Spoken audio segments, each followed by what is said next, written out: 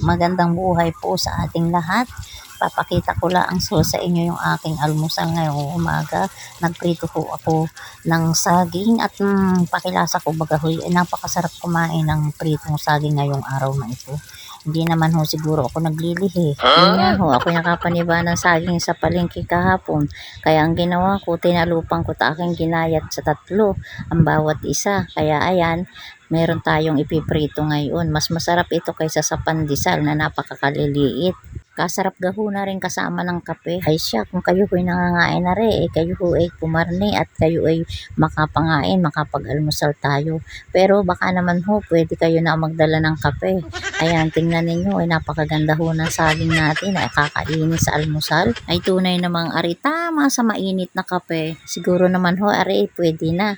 Ayan, mamula-mula na at ilalagay ko nga ho pala dito sa nilagyan ko yung plato ko ng tissue para masipsip yung maraming mantika ng saging. Pag ari ho ang aking almusal ay tunay kayo hong sa tanghali na uli ang aking kain. Ito nga pala kung aking niluluto ay aking dadagdagan na at baka may mapapuntang kahanggan ay tunay kayo makikipagmaritisan. Eh di mayroong mangungot-ngot habang naghuhuntahan, eh di gahoy gayon nga. Hindi ganin ho alam, eh di gahoy nakakapagod naman ang magdadaldal. Kaya kailangan may kinakain din habang nagchichismisan. Yun nga ho'y nakaugalian na dito sa atin. Yung gahong bago mag-umpisa ng pagtatrabaho, kailangan may seremonyas muna. Yung kwentuhan dito, kwentuhan doon. Parang eskwelahan baga ho na parang may flag ceremony. Yan ho yung ugali ng mga Pinoy na ating namana sa kinanununuan pa. Ito naman ho saging, maiba naman ho ako, ay napakarami naman hong benepisyo sa ating katawan. Ito daw ho ay napakayaman sa potassium na nagpapatibay ng mga buto at tuhod. Shout out ho dyan sa mga nasakit ang tuhod at mga may arthritis.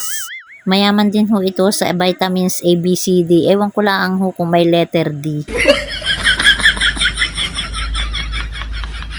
So sa mga hindi pa po naka-follow sa ating profile, andyan po yung follow button, paki-follow na po ang ating FB account at sa mga hindi pa po nanood ng ating mga reels, ayan, paki-panood po, pa-like and share na rin po para tayo ay dumami. So ayan, dito ko na po tinatapos ang ating video. Maraming salamat at sana po ay panoorin nyo pa po ang aking mga ina-upload na video sa aking mga social media account.